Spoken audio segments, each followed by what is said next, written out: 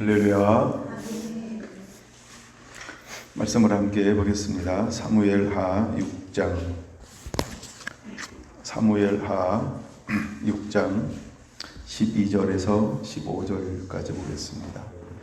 어떤 사람이 다윗 왕에게 아뢰어 이르되 여호와께서 하나님의 계로 말미암아 오베데돔의 집과 그의 모든 소유에 복을 주셨다 한지라.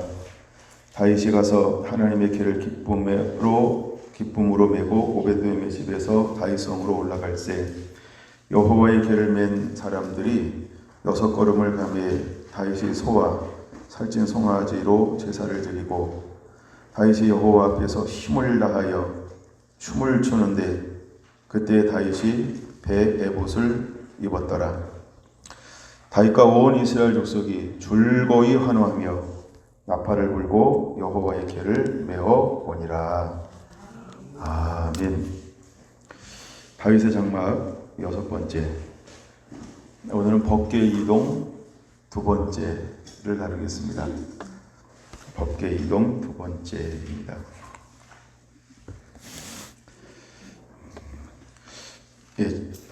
지난 시간에 법궤가 어떻게 만들어졌는지서부터 한번 다루었습니다.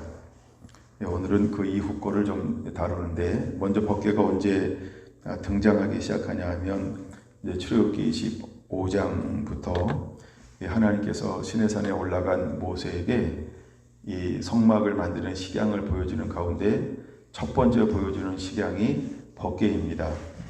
그리고 또 보살례를 통하여서 첫 번째 만들어지는 성구 중에 하나가 법궤입니다. 또 모세에 의해서 첫 번째 안치되어지는 것 중에 하나가 법궤입니다. 그 다음에 또 모세에 의해서 기름 발라지는 첫 번째 것이 무엇이냐 하면 법궤입니다. 저는 법궤는 늘 맨 앞에 먼저 등장하고 있는 것들을 볼 수 있습니다. 그래서 모세에게 법궤를 만들라는 식양을 보여준 것이 대략 BC 1450년경 이렇게 이야기를 합니다. 그래서 유다가 멸망하는 587년에 이제 바벨론에 의해서 멸망을 당한 그 이후에 법궤의 흔적이 사라져 버리게 되어지는 것이죠. 그래서 약 이 땅 가운데 법궤가 860년 정도 존재하게 되어집니다. 근데 법궤는 무엇을 상징하냐 하면 하나님의 임재를 상징을 합니다. 그래서 하나님의 임재를 상징하죠. 근데 이제 우리가 다윗의 장막에 가장 초점되는 것은 무엇이냐면 두 가지라고 이야기했는데, 우리 더 중요한 게 뭐냐 하면 첫째, 다윗의 마음이라 그랬어요. 다윗의 마음.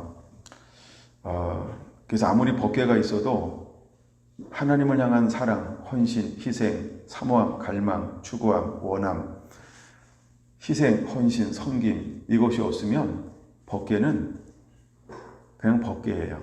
나중에 시간 되면 그런 부분도 더 한번 모아서 살펴보겠습니다.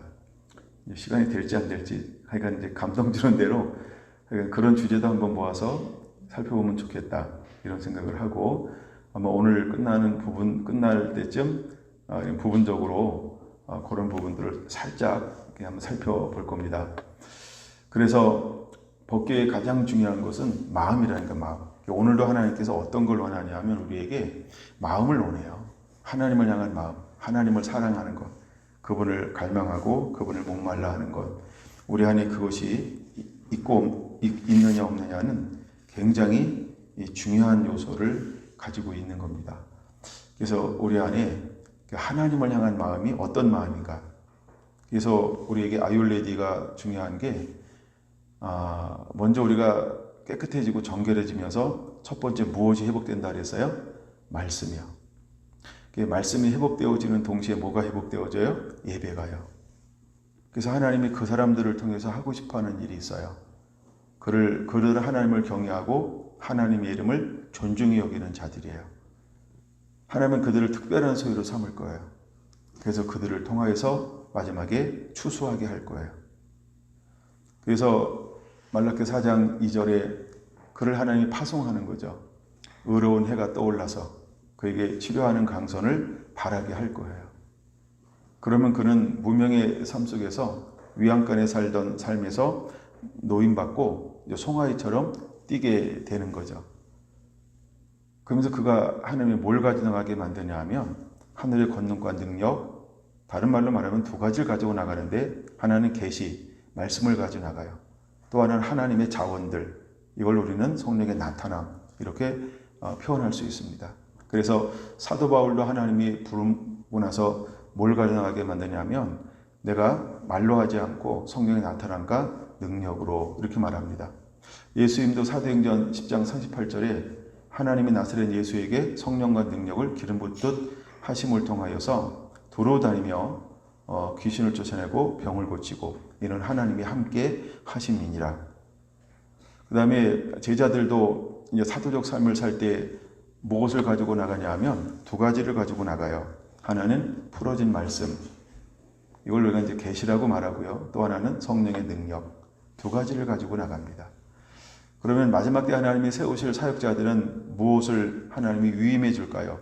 똑같은 걸 위임해 줘요. 하나는 하나님의 계시, 그래서 말씀의 사람이에요. 이미 우리가 이제 아모스서의 배경을 한번 살펴봤지만 아모스서에서 결정적으로 중요한 것 중에 하나가 뭐냐면 그 시대가 하나님을 떠났어요. 그렇게 경제적으로 축복을 줬고 부흥을 줬어요. 편안함을 줬고 넉넉함을 줬고 번영함을 줬고 부유함을 줬어요.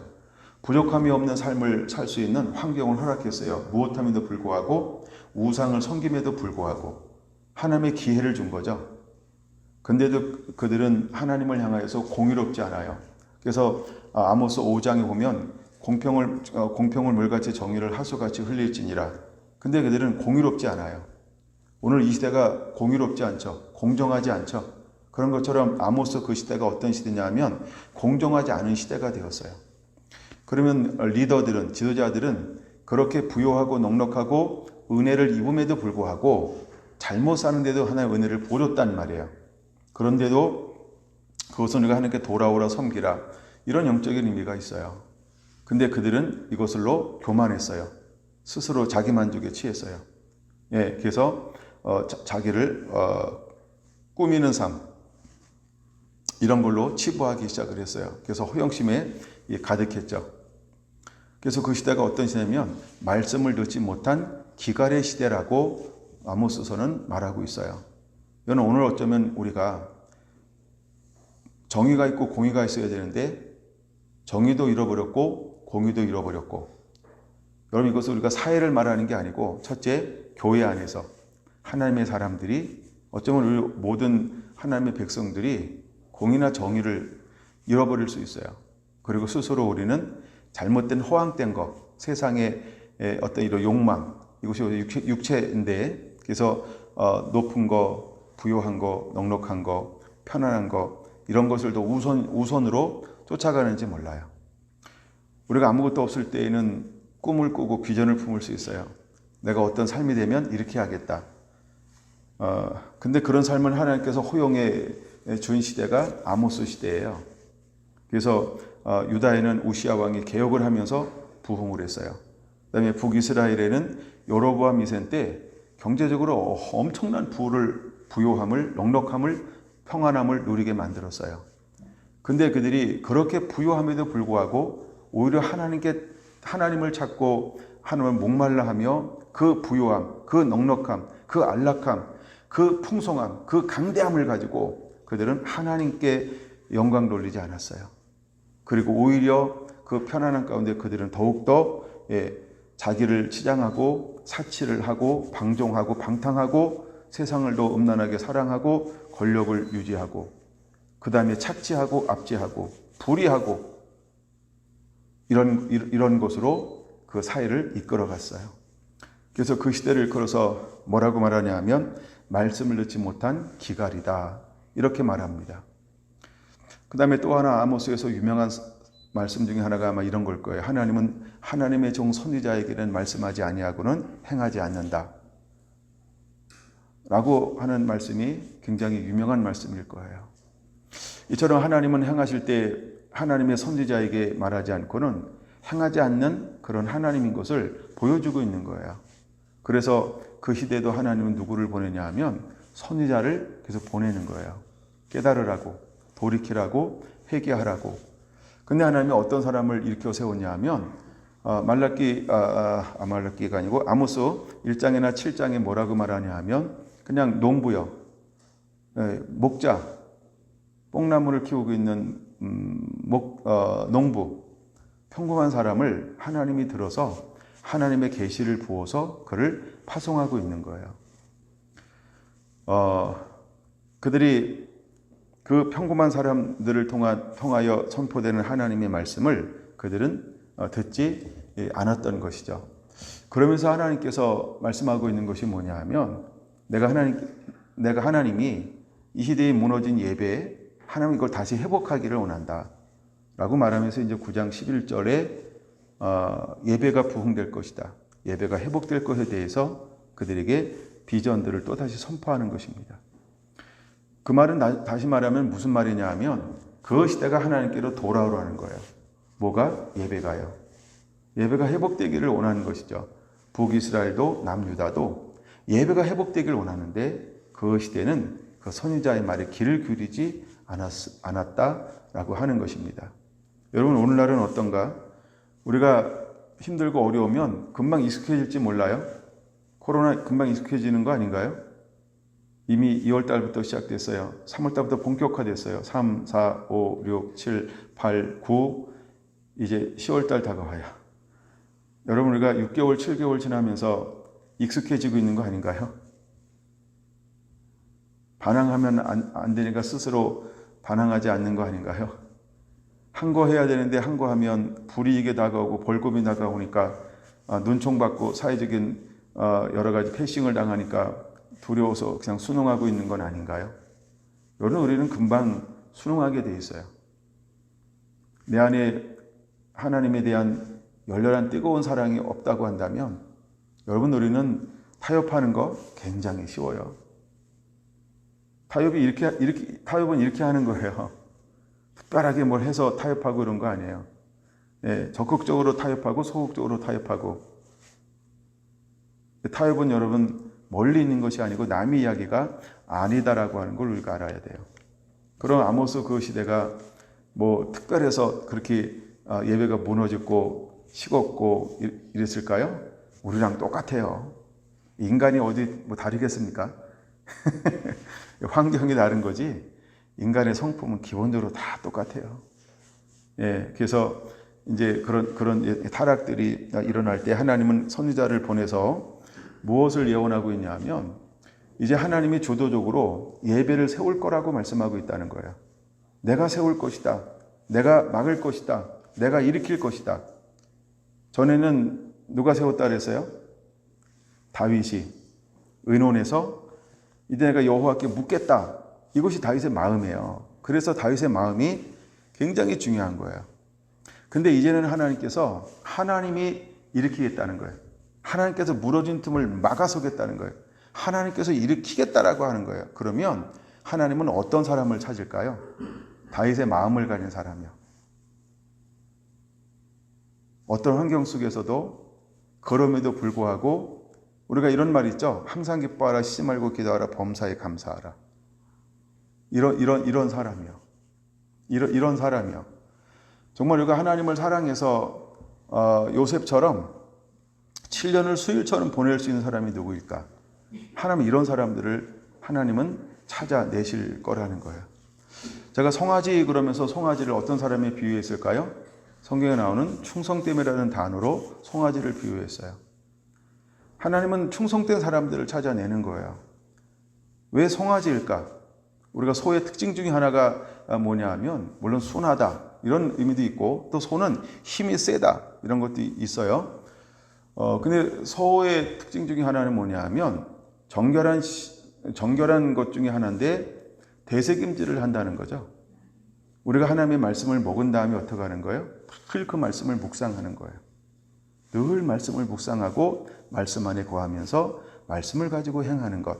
여러분들이 레위기 26장을 읽어봤는지 모르겠어요. 나중에 시간 되면 레위기 26장은 제가 다시 한번 달아드릴 건데 3절에 그렇게 말하죠. 율법과 법도를 순종하면 하나님의 그에게 뭘 세울기를 원하는 거예요? 하나님의 집을, 성소를 세우고 싶어 하는 거예요. 그리고 하나님의 이른 비와 늦은 비도 누구에게? 예, 법도와 계명을 순종하는 그에게 내려줄 거라고 말씀하고 있어요.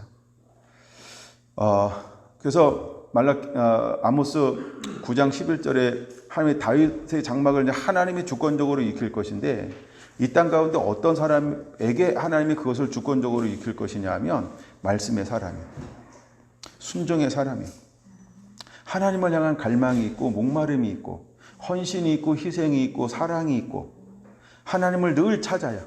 하나님을 향하여 목말라하여 하나님을 갈망하는 거예요. 원하고 또 원하고 바라고 또 바라는, 하나님을 그렇게 찾는 그 사람들이 있어요. 하나님의 그 사람에게 무엇을 부어줄까요? 우리가 여러분들이 요한복음 4장을 보지 않았나요? 4장에 누가 나와요? 사마리아 여인이요. 사마리아 여인이 어디서 예수님을 만나는 거예요? 우물가의 여인처럼 난 구했네. 그런 것처럼 우물가에 나온다. 이것은 또 다른 별로 무엇을 부어주는 거라고 우리가 보통 이렇게 비유로 설명할 수 있죠. 목마르며 갈급하며 갈망이요. 그래서 하나님은 다윗의 장막을 일으킬 것인데 어느 사람에게 일으킬 것이냐 하면 하나님을 향한 목마름을 가지고 있는 사람을 찾아서 하나님께서 이제 다윗의 장막을 그 심령 가운데 일으킬 거예요. 일으킨다 이 말은 어떤 의미가 있냐 하면 하나님을 예배할 수 있도록 하나님의 성령을 부어줘서 그로 인하여서 쉬지 않는 예배를 사랑하기 때문에 하게 만들 거라는 거예요. 내가 하나님을 향하여 아무 관심이 없어요. 그러면 그 마음을 부어준다고 할까요? 마음을 부어주면 뜨거울 땐 해요. 근데 우리가 늘 뜨겁지 않잖아요. 우리가 보통 연애하고 막 이러면 사랑이 2년 간다 그러죠. 예, 우리 호르몬이 2년 지나면 식어지는 거야. 호르몬 주사 맞아도 식어요. 예. 우리가 하나님을 향한 그 마음을 하나님이 부어줘요. 그래서 하나님이 우리에게 원하는 게 뭐냐 하면 그럼에도 불구하고 너는 내게 구하여야 할지니라. 이렇게 말하고 있어요. 이게 뭘까요? 내 안에 뭐가 있어야 돼요? 늘 하나님을 향한 목마름이 있어야 되는 거예요. 그래서 다윗은 하나님을 어떤 분으로 묘사하고 있나요? 여호와는 나의 목자시니, 그렇죠? 여호와는 나의 목자시니 나는 푸른 풀밭에 누우시고 쉴만한 물가로 인도하시는도다. 내가 목마를 때 하나님은 내게 오셔서 뭘 하시는 분이에요? 나의 목을 축이시는 하나님. 근데 그는 나의 목자이기 때문에 나를 늘 어디로 인도하냐 하면 푸른 초장과 쉴만한 물가로 인도한다는 거예요. 그러면 사슴에게 절대적으로 필요한 게 뭘까요? 푸른 초장과 쉴만한 물가요. 그러면 사슴이 어떤 걸 가지고 있어야 될까요? 뭘 사모하는 거예요? 뭘 추구해요? 뭘 원하는 걸까요? 푸른 초장, 쉴만한 물가.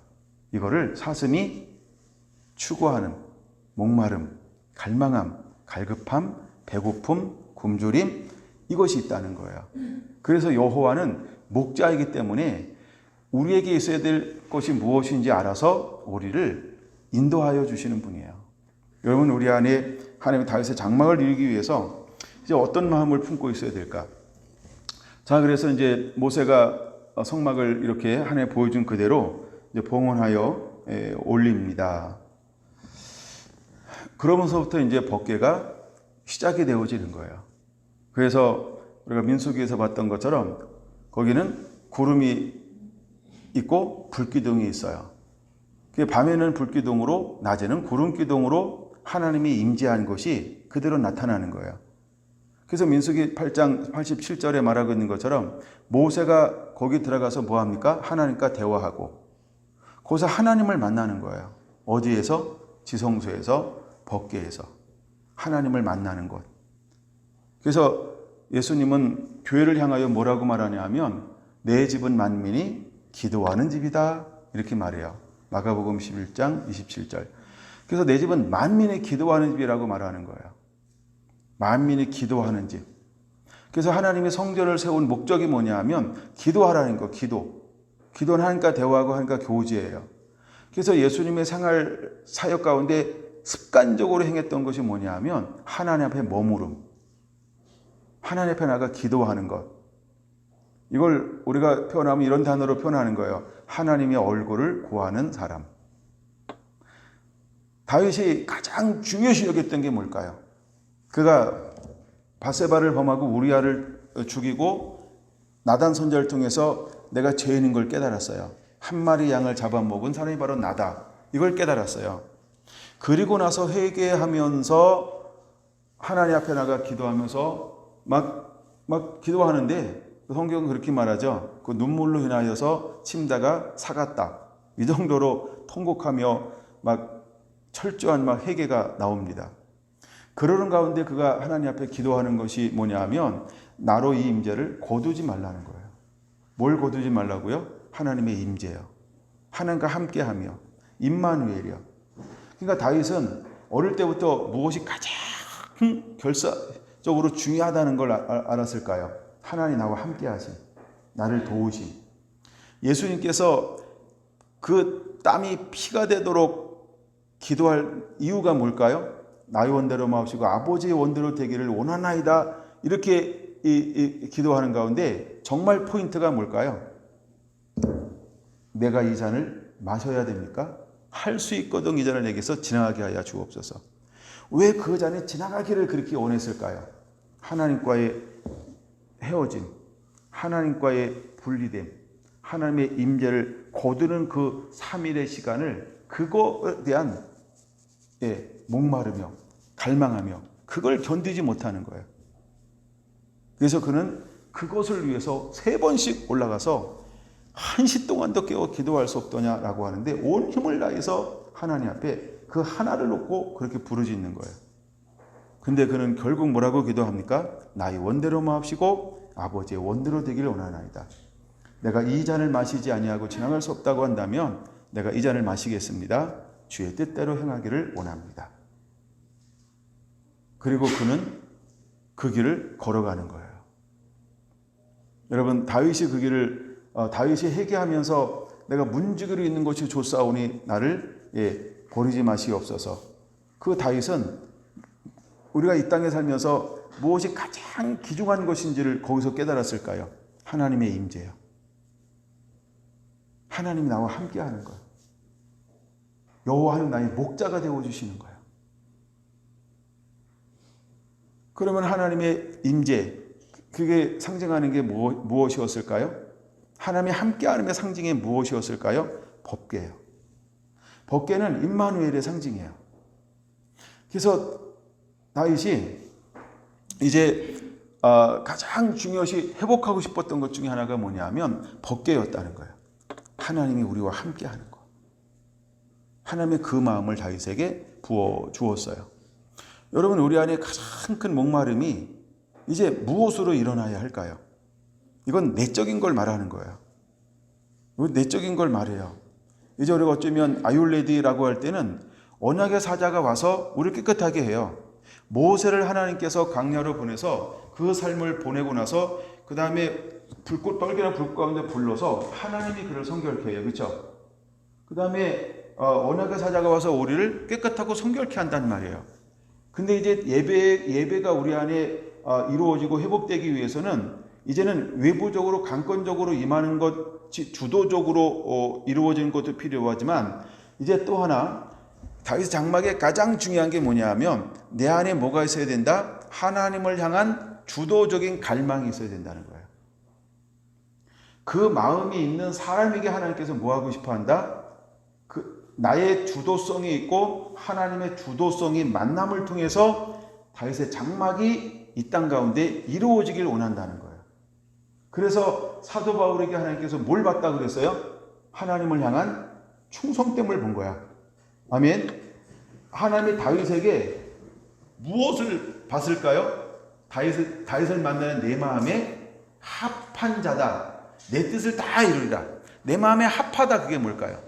하나님이 찾는데 하나님 마음에 맞는 사람이 있어. 그래서 하나님이 다윗을 통하여 무엇을 허용하는 거예요? 야, 너 모세의 장막을 가서 해. 이게 아니고 그래 너 장막을 쳐놓고 벗게 하는 것을 내가 허용한다. 근데 거기 뭐가 없었다고요? 휘장이 없어. 이런 건 내가 다 가지라고 그래서 지금 안 다루는 거예요. 이건 다 가지예요, 가지.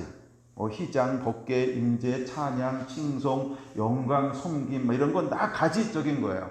내가 지금은 먼저 뭘 다룬다 그랬어요? 밑바닥이요, 뿌리요. 이걸 먼저 다루는 거예요. 그래서 다윗이 왜 하나님이 다윗을 원하는가? 왜 하나님의 사도 바울인가를 여러분들이 기억하시기 바랍니다.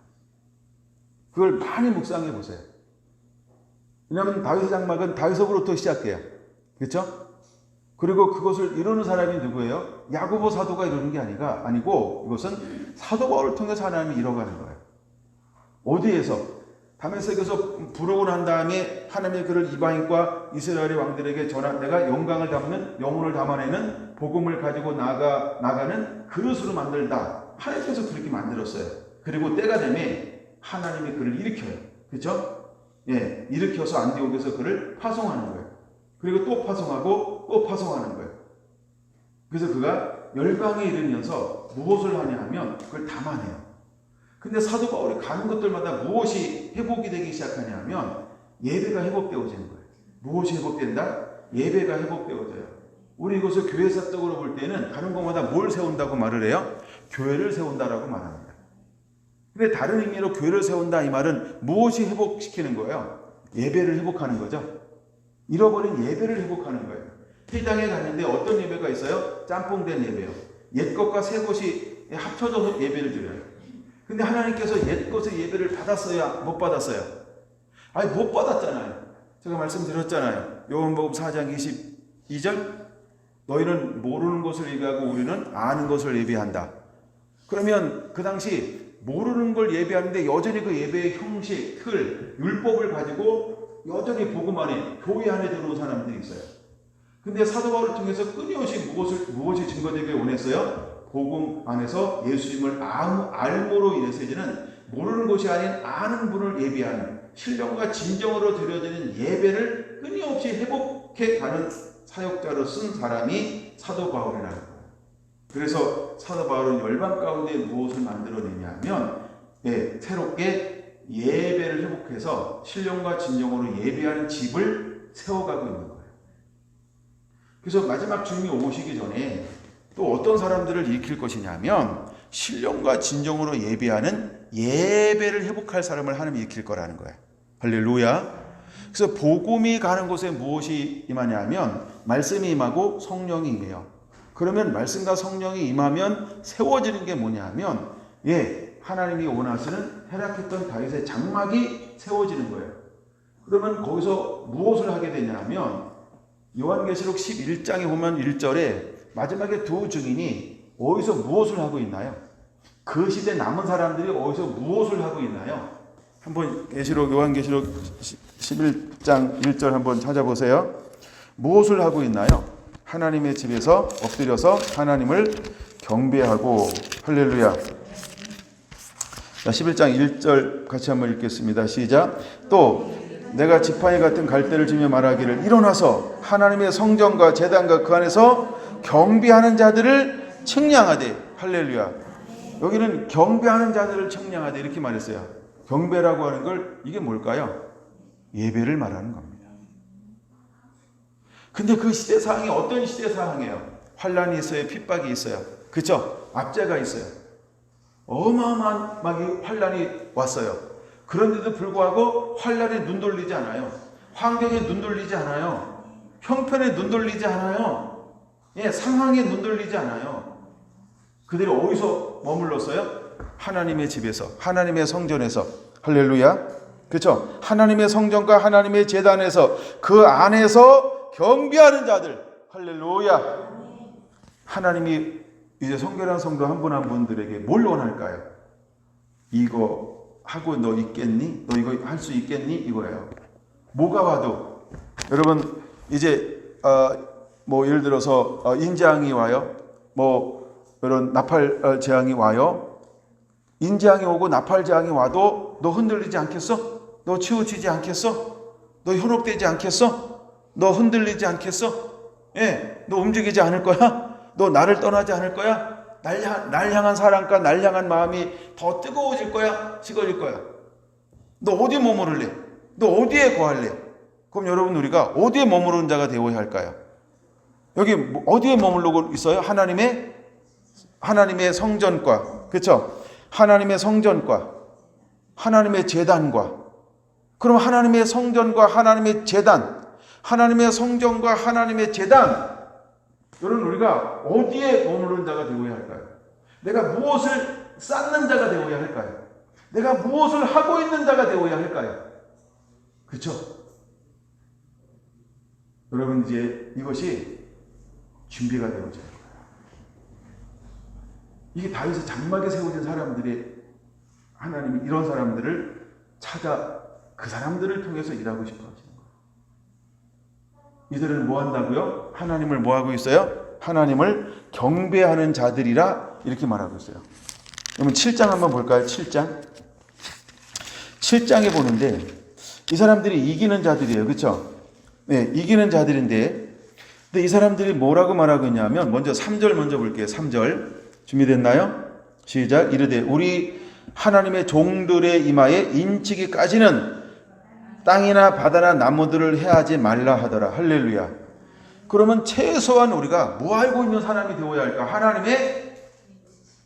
하나님의 종이 되야 되는 거예요. 종. 하나님의 종들이라고 하는 게 뭘까요? 하나님을 섬기는 사람들, 이런 거예요. 하나님을 예배하는 사람들. 종이라고 하는 게 뭔지 알죠? 주권이 누구 있어요? 주권이 내게 있지 않고 하나님께 있는 사람. 그게 나보다 누굴 더 사랑해야 돼요? 하나님을 더 사랑하는 사람. 그게 종이라는 개념이에요.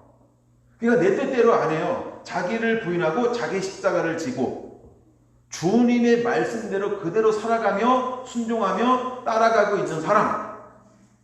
얽매인 게 아무것도 없어. 아브라함처럼 더 사랑하는 것이 아무것도 없어. 제자들처럼 전부를 보고 예수님만 쫓아가, 말씀만 쫓아가는 거예요. 할렐루야. 이게 종이라는 표현이에요. 그래서 하나님이 누구에게 인을 치는 거예요? 내가 죽고 하나님 일할 때 오려서 죽는 사람이에요. 자아가 부인된 사람이에요. 그러니까 언약의 사자가 와서 나를 깨끗하고 성결하게 한 사람이에요. 그래서 하나님을 경외하고 그를 존중하는 사람이요. 내 뜻대로 사는 것에서 주님의 뜻대로 살아가고 있는 사람이에요. 어떤 압력, 어떤 괴로움, 어떤 핍박, 어떤 빼앗김, 어떤 무너짐, 어떤 쪽팔림, 어떤 상함, 이런 거에 굴하지 않고 바울과 실라처럼 하나님을 찬양하고 하나님을 경배할 수 있는 사람. 이걸 일컬어서 우리는 종이라고 부르는 거예요. 종이에요, 종. 할렐루야. 그래서 하나님이 이 사람들에게 인을 칠 겁니다. 근데 인을 치는데 이 사람이 9절 보세요. 9절 시작. 2일 후에 내가 보니 각 나라와 족속과 백성과 방언 안에서 아무도 능히 셀 수 없는 큰 무리가 흰옷을 입고 종려가지를 들고 보좌과 어린 양 앞에 서서 할렐루야. 이긴 자들이죠. 그러니까 이긴 자들을 말하는 거예요. 우리가 이겨야 한다는 거예요. 14절 보세요. 내가 말하기를 내 주여 당신이 아시나이다 하니 그가 나에게 이르되 이는 큰 환난에서 나오는 자들인데 할렐루야. 그럼 여러분, 우리에게 뭐가 있다는 거예요? 큰 환난이 있는 거예요. 그럼 큰 환난이 있는 거 당연하지. 그렇죠? 당연하지. 이런 게임이 있었잖아요. 당연하지. 당연하지. 환난이 있는 거예요. 환난이 있는데 마음은 흔들리지 않아. 환난이 있는데 마음은 흔들리지 않아. 환난이 있는데 마음이 흔들리지 않아. Are you ready? 준비가 되면 흔들리지 않아요. 하나님이 이 사람에게 뭘 짓고 싶은 거예요? 하나님이 집을 짓고 싶은 거예요. 이제 하나님이 무너졌던, 타락했던, 틈이 생겼던 그것을 하나님이 막고 하나님이 새롭게 세우기 시작할 거예요. 그 사람에게 하나님이 예배의 영을 부어주는 거예요. 그래서 큰 환난에서 나오는 자들인데, 이기는 자죠. 뭘로 이기나요? 어린 양의 피에 그 옷을 씻어 희게 하였느니라. 그렇죠? 완전 보혈의 공로로 예수 그리스도 안에서 완전 거듭난데 진짜 거듭난 사람이요. 이거 리얼 크리스찬 이렇게 표현하죠. 거듭난 사람을 말하는 거예요. 지식적으로 말고요. 교리적으로 말고요. 신학적으로 말고요.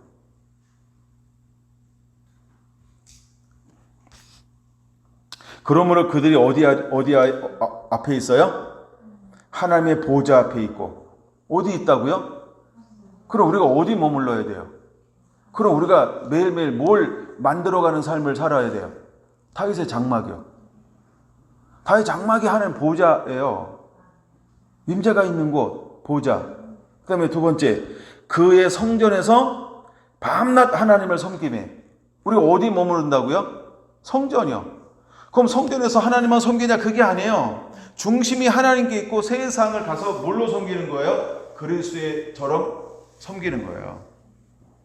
빛을 발하고 영광을 발하고 향기가 되고 편지가 되고, 그렇죠? 그냥 사이에서 다 생활합니다. 근데 그는 마치 어디에 서 있는 것처럼 삶을 살아낼까요? 하나님의 성전에, 하나님 앞에, 하나님 보호자에 있는 것처럼. 할렐루야. 이제 여러분들이 목사가 아니어도 여러분들이 그런 예배자들, 제사장들이 되어야 합니다. 아멘. 여러분의 삶 속에서 하나님을 섬기듯 하나님을 섬기는 것처럼. 아멘. 여러분, 우리 안에 그 마음이 만들어져야 할 줄로 믿습니다. 이제 우리가 많은 이원론, 삼원론 막 이렇게 사는 게 아니고 여기서만 하나님을 섬기는 것처럼. 누가 그런다면서요, 목사님은 강대상에서 사세요, 이렇게. 여기 있을 때가 제일 목사님답다고. 첫째 사모님이 그런다 그러고요. 둘째 성도님들 그런다 그러고, 셋째 온 교회가 그런다 그러고, 그 다음에 나가면 이웃 사람들이 그런데요. 여러분, 우리는 어때야 될까요? 그렇죠? 이제 내가 하나님을 섬기는 전이 되어야 할 줄로 믿습니다. 그 다음에 보좌에 앉으신 이가 그 위에 뭘 치리니? 그 위에 장막을 치리니. 그럼 하나님이 주권적으로 그게 장막을 치잖아요. 이제 하나님이 일으키는 거예요. 뭘? 하나님의 집을. 뭘 틈을 막아요? 그렇죠? 죄를 막아요. 하나님이 무너진 걸 막아요. 그 하나님이 일으키는 거예요. 그래서 그게 하나님의 장막을 칠 거예요. 할렐루야. 그래서 뭐 하게 할까요? 16절. 그들이 다시는 줄이지 아니하며 목마르지도 아니하며 해나 아무 뜨거운 기운에 상하지도 아니하리니 이는 보좌 가운데 계신 어린 양이 그들의 목자가 되사. 이 다윗의 고백이잖아요. 근데 실제로 하나님의 목자가 되어주기를 원하는 거예요. 그래서 생수의 샘으로 인도하고 그러면 우리가 21장 6절하고 연결이 돼야 되죠. 계시록. 그렇죠? 우리에게 뭘 유업으로 준다 그랬어요? 생명수의 샘물을 유업으로 준다라고 말씀했어요. 그런 것처럼 그분은 우리에게 다윗의 장막이 회복되어지면 우리 안에 무엇이 솟아날까요? 생명수의 샘물이요. 그러니까 부족함이 없어요. 할렐루야. 그래서 우리가 다윗 장막이 회복되면 모든 하늘에 있는 자원을 하나님이 공급해 주는 거예요. 나중에 시간 되면 말씀드릴 겁니다만 그 이후에 다윗이 장막을 회복해요. 이건 이제 역대상 12장에서 17장 쭉 그 이후에 보면 잘 나타나는데 중심 단어는 이거예요. 다윗이 어디로 가든지 뭐하게 하더라? 이기게 하더라. 이것은 다윗의 장막이 회복된 이후에 나타나는 현상이에요. 그럼 왜 어디로 가든지 이기는 이유가 뭘까요? 지금 한쪽에서 뭐가 있어요? 쉬지 않는 예배요. 다윗의 장막이요. 아버지와의 관계요. 예배가 살아있는 거예요. 중심에 뭐가 있어요? 하나님이요. 하나님의 얼굴. 그래서 하나님이 말씀하신 대로 내가 움직이는 게 아니고 하나님이 원하는 대로만 움직여요. 주님 어떻게 할까요? 묻고 응답 주면 그대로만 행동하는 게 누구야? 다윗이요. 그러니까 이길 수밖에 없지. 그래서 다윗 장막이 회복된 이후에 나타나는 현상이 뭐냐 하면 이기는 현상이 나타나요. 하나님이 우리에게 이런 은혜를 부어주기를 원합니다. 할렐루야. 법계이동 얘기해야 되는 지금 딴 거 얘기하고 있는 거예요. 근데 그래서 생명수 샘으로 인도하고 하나님께서 그들의 눈에서 모든 눈물을 씻어 주실 것임이니라. 할렐루야. 하나님이 이런 사람들을 실제로 이렇게 이제는 인도하여 낼 거라는 것입니다. 아멘. 아멘. 여러분, 하나님이 다윗의 장막을 일으키길 원하는 사람은 어떤 이 사람일까요? 14장으로 한번 볼게요. 14장 그냥 3절 5절. 그 사람은 여자와 더불어 더럽히지 아니하고 순결한 자라. 아멘. 어린 양이 어디로 인도하든지 따라가는 자입니다. 아멘. 사랑 가운데도 속량함을 받아 처음 익은 열매로 하나님과 어린 양에게 속한 자들입니다. 아멘. 그 입에는 거짓말이 없고 흠이 없는 자들입니다. 하나님께서 어떤 사람들을 찾냐 하면 이제 이런 사람들을 찾는 거예요. 이런 사람에 가까운 사람, 이런 사람을 추구하고 흠모하고 갈망하고 배고파하고 굶주리고 찾고 이렇게 헌신되고 이렇게 자기를 전부 드리기를 원하는데 이것이 농담이 아니고 정말 그 안에 이것이 거룩함으로 목마름으로 막 이렇게 타오르는 사람이 있어요. 마치 부흥의 주역들처럼요. 이런 부흥의 주역들을 나중에 한번 볼 거예요. 내가 다윗 장막 하다 보니까 19세기 이후에 20세기에 부흥의 주역들을 장막으로 이걸 타치 한번 해야 되겠다. 이런 마음을 주셨어요. 왜냐면 이 시대의 부흥의 주역들이 동일하게 뭘 가졌어요? 목마르며, 갈망하며, 갈급하며. 요한 웨슬리가 그랬어요. 찰스 피니가 그랬어요. 이반 노브츠가 그랬어요. 예, 여러분 신유의 수많은 사역자들이 그랬어요. 여러분들이 알고 있는 믿음의 사도라고 불렀던 수많은 스미스 위글스 워스를 비롯해가지고 수많은 사람들이 중보기도 사역자라고 하는 수많은 사람들이요 공통점이 뭔지 아세요? 목마름이에요. 하나님을 향한 갈망이 있었다는 거예요. 갈망. 부흥의 주역들의 공통점이 뭘까요? 갈망이 있는 거예요. 그냥 하나님의 그들 안에 뭘 세운 거예요? 하나님의 집이요. 하나님의 집을 세우니까 그들 안에서 뭐가 만들어져요? 쉬지 않는 예배, 쉬지 않는 하늘 자원을 이 땅 가운데 풀어놓는 거. 그러니까 삶이 변하죠. 환경이 변하죠. 사회를 변화시키죠. 할렐루야. 다윗 장막이 만들어낸 게 뭘까요? 다윗 장막은 다윗 혼자만 잘 되는 거 아니에요. 다윗에서 봉사하는 레위인들만 잘 되는 거 아니에요. 다윗 지도자 한 사람으로 말미암아 나라 전체가 부강한 나라가 되는 거예요. 복받는 나라가 되는 거예요. 그리고 하나님을 섬기는 다윗 왕국에 순종하는 민족도 있어요. 이방인들이. 그러니까 근데 그때는 이제 나라적으로는 뭐냐면 이제 이렇게 내려놓고 국속되는 민족들이 있었어요. 그 나라들은 전부 뭐가 임할까요? 은혜가 임하고 복이 임합니다. 평안이 임해요. 마치 이런 거와 똑같아요. 롯이 아브라함과 함께 있을 때 뭘 받아요? 복을 받는 것처럼. 그렇죠? 예. 나합과 함께 속했던 사람들 전부 뭘 받아요? 요리고속이 무너질 때 전부 구원을 받아요. 이런 것처럼 복 있는 사람, 하나님의 사람에게 속해 있으면 그 복이 어디까지 미친다? 속해 있는 모든 사람들에게 다 미치는 거예요. 할렐루야. 이게 다윗의 장막이에요. 하나님이 이런 집을 일으키길 원하는 거예요. 여러분 이런 집의 주인공들이 되시기를 예수님의 이름으로 축원합니다. 그래서 하나님의 마지막 때 다른 걸 원하는 게 아니고요. 그 다윗의 마음을 가진 사람들을 일으키길 원하는 거야. 그러면 하나님의 그 사람에게 뭘 부어주겠다는 거예요? 예배의 영을 부어주겠다는 거예요. 그래서 신령과 진정으로 예배하게 하겠다는 거예요. 여러분 이미 1450년부터 이 법궤가 만들어지고 시내산에서 임재했음에도 불구하고 이스라엘 민족 가운데 잃어버린 게 뭘까요? 하나님을 향한 예배가 잃어버린 거예요. 그리고 예수님께서 이 땅에 왔음에도 불구하고 그들이 어떤 예배를 드려요? 강도의 불어를 만들었도다. 여전히 내 것을 도둑질하고, 그렇죠? 예배를 무너뜨리고 하나님을 한되게 섬기지 못하고 있음에도 불구하고 모르는 걸 예배하는 것처럼 예배함에도 불구하고 그들은 두려워하잖아요. 그래서 예수님께서 마지막에 뭘 정화하는 거예요? 성전을 정화하는 거예요. 단순히 성전을 둘러 엎은다고 정화가 될까요? 그거 아니죠. 그렇죠? 제사장을 정화시키는 거예요. 예배의 주체들을 정화시키는 거예요. 그리고 난 다음에 신령과 진정으로 예배할 때가 올다니 곧 이때라. 성령을 부어주니까 그 사람들 속에서 무엇이 회복되어져요? 예배가 회복되어지는 거예요. 할렐루야.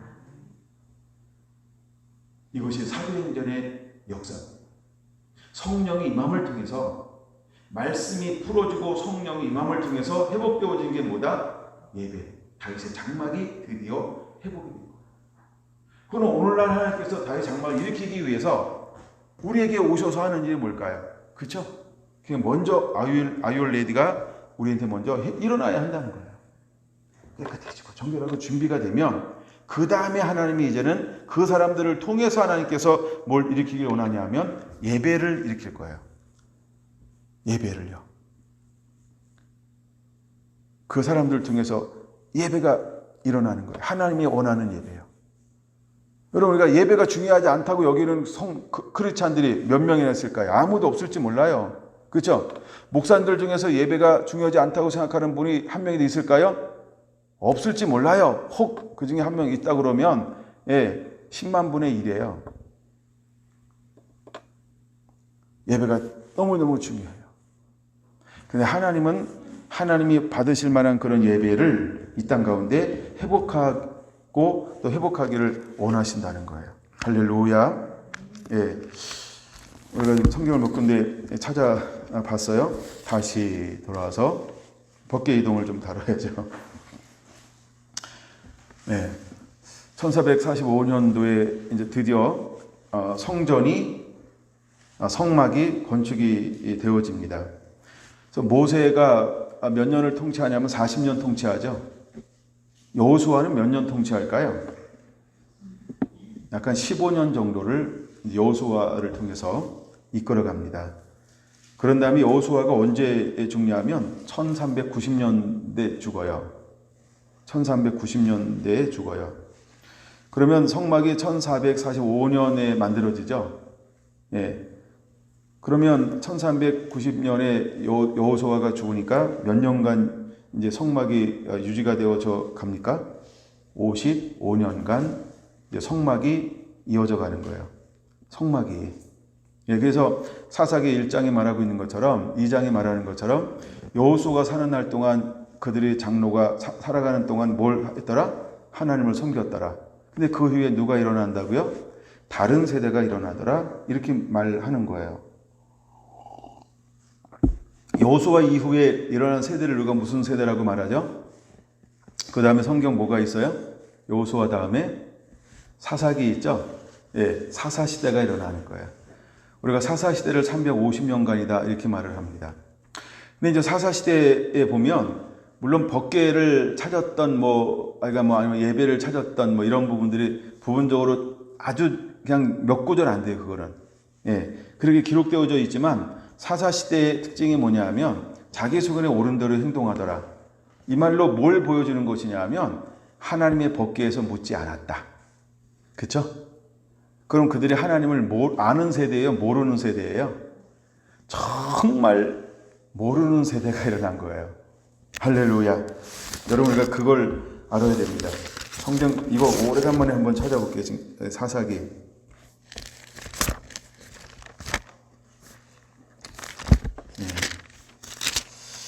2장 10절 보겠습니다. 이제 7절과 10절요. 7절 먼저 볼게요. 백성이 여호수아가 사는 날 동안 여호수아 뒤에 생존한 장로들과 곧 여호와께서 이스라엘을 위하여 행하신 모든 큰 일을 본 자들이 사는 날 동안에 여호와를 섬겼더라. 10절. 그 세대의 사람들로 다 조상에 돌아갔고 그 후에 일어난 다른 세대는 여호와를 알지 못하며 여호와께서 이스라엘을 위하여 행하신 일도 알지 못하였더라. 11절. 이스라엘 자손이 여호와의 목전에 악을 행하여 바알들을 섬기며 애굽 땅에서 그들을 인도하여 내신 그들의 조상들의 하나님 여호와를 버리고, 뭐가 있음에도 뭘 버릴 수 있어요? 그거 하나 짚고 넘어가려고요. 뭐가 있어도 여호와를 버릴 수 있어요? 법궤가 있어도 여호와를 버릴 수 있다. 여러분, 이거 굉장히 중요한 거예요. 이제 이미 우리가 임재를 경험해요. 그렇죠? 어떤 데서 능력이나 현상을 경험해요. 기름 부음도 경험해요. 근데도 이것이 식상해지고 오래 가면 우리가 초점을 잃어버리고 마음을 잃어버리면 우리도 모처럼 살 수 있다. 우리도 이걸 버릴 수 있다는 거예요. 이게 식상해진다니까. 기름 부음, 은사, 여러분 이런 것이 식상해진다니까요. 그러면 이 시대는 이 시대에 법계 있어요, 없어요? 한번 얘기해 보세요. 법계 있어요, 없어요? 있는 거예요. 근데 왜 여호와께 묻지 않을까요? 여호와를 잃어버려서요. 여호와를 잊어버리니까 여호와를 버리는 거야. 법궤가 있는데 여기서 물으면 되는데 뭐가 없어요. 다윗의 마음을 간 사람이 없으니까 법궤가 활동을 못하는 거예요. 이거 개념이 이해가 되나요? 이해가 안 되는 한 분을 위해서 설명을 좀 할게요. 예, 저를 안 쳐다보는 분이 한 분이라 그냥 제가 한 분이라 그런 거예요. 쓰기 바빠서 우리 집사님. 괜찮아요. 그냥 제가 누구라고 얘기 안 했으니까. 자, 보세요. 제가 이제 묵상을 하는데 예수님의 고향에 갔어요. 능력 행해요, 못해요? 그렇죠? 그럼 예수님의 능력이 없는 거예요? 사람들이 받을 준비가 안 돼 있는 거예요? 이거랑 똑같은 거예요. 사사시대. 법궤가 있는데 그들의 법궤에 관심이 없어. 하나님 관심이 없어. 구하질 않아. 찾지를 않아. 묻지를 않아. 하나님이 막 얘기하고 싶은데 딴청하고 얘기하고 싶은데 딴데 못했고 얘기하고 싶은데 그렇죠? 아니 물어야지. 관심이 있어야지. 원해야지. 목말라야지. 구해야지. 호소해야지. 그렇죠? 예수님의 능력이 있잖아요. 근데 뭘 못해요? 능력을 해낼 수가 없어요. 또 하나 가르쳐줬는데 도마요, 도마. 도마가 뭐라고 말을 해요? 만져보고 믿겠대. 넣어보고 믿겠대. 그쵸? 손가락을. 그때 예수님께서 뭐라고 말합니까? 보지 않고 만져보지 않고 믿는 것이 낫다. 근데 우리가 그럴 수 있어요. 아니 내가 만져봐야지. 내가 넣어봐야죠. 내가 느껴봐야죠. 내가 경험해봐야죠. 내 눈으로 봐야죠. 내가 들어봐야죠. 내가 꿈을 꿔야죠. 그럼 내가 아니고 딴 사람이 하면 왜 그걸 못 믿어? 도마입니다. 도마입니다. 그러니까 뭐가 안 돼요? 역사가 일어날 수가 없어요. 역사가 일어날 수가 없어요. 하여간 이런 게 이제 성경에 몇 개 있어요.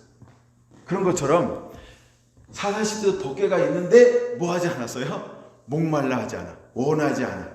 구하지 않아. 묻지 않아.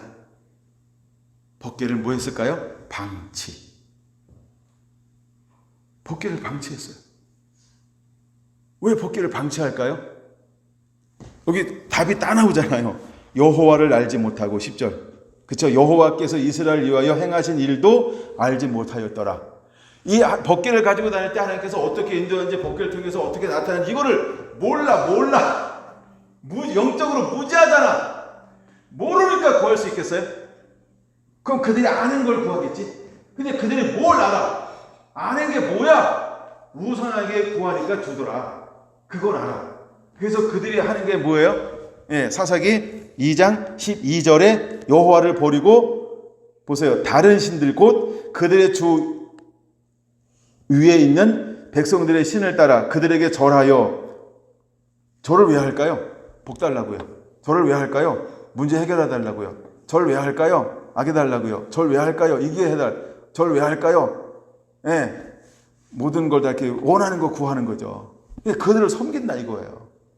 근데 왜 하나님께 묻지 않고 왜 우선하게 섬길까요? 하나님이 뭘 했는지 모르니까. 그러므로 여러분들이 이번 다윗 장막을 제가 차근차근 밑바탕부터 해나갈 때 다시 새롭게 깨닫게 되길 바랍니다. 우리가 정말 여러분의 삶 가운데 다윗 장막이 회복이 되면 우리가 하나님을 섬기면 어떤 역사, 어떤 능력, 어떤 것이 이루어지는지를 우리가 알면 구하게 돼 있어요. 만약에 이 말씀을 듣고도 모른다 그러면 듣는 것처럼 보이는데 실제 안 듣는 사람이에요. 그렇죠? 그래서 우리가 진짜가 돼야 돼요. 할렐루야. 할렐루야. 이게 사사시대였다는 거예요. 그래서 사사시대 350년 동안 그들은 뭘 했냐면 350년 동안 구하지 않았어요. 그 다음에 언제까지 구하지 않으면 1050년까지요. 1050년에 누가 첫 번째 왕으로 세워질까요? 사울이 첫 왕으로 세워져요. 이건 나중에 이제 사무엘상을 또 보면서 좀 나눌게요. 사무엘상에서 그들이 이제 사무엘상 엘리가 사사예요. 제사장이에요, 제사장. 예, 제사장이고 사무엘이 사사예요. 근데 그 시대에 엘리의 시대 때 뭐 하더라? 그렇죠? 희미하더라. 여호와 영광이 희미하더라. 근데 사무엘이 어디서 자라난다? 여호와의 앞에서, 여호와의 법궤 앞에서 이렇게 기록하고 있습니다.